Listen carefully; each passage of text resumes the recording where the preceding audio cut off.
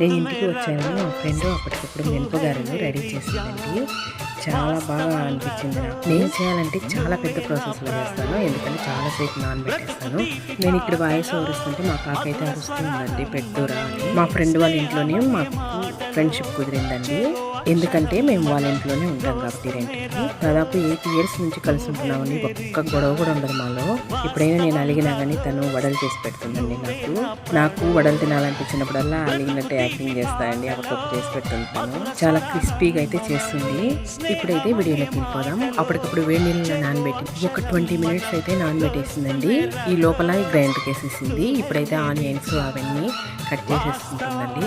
అసలు ఎంత తొందరగా చేసేస్తుందండి తను, చాలా తొందరగా. నాకైతే కొంచెం లేట్ అవుతుందండి.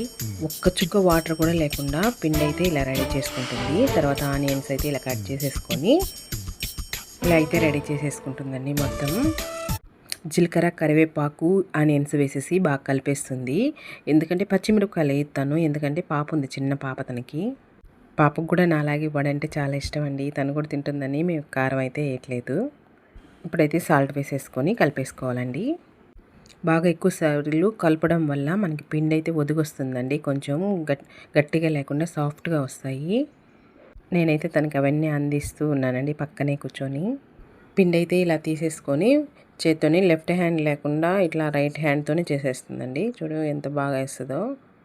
ఒక బౌల్లోకి వాటర్ తీసేసుకొని చేయి తడుపుకుంటూ ఇప్పుడు వడలు అయితే చేసేస్తుందండి.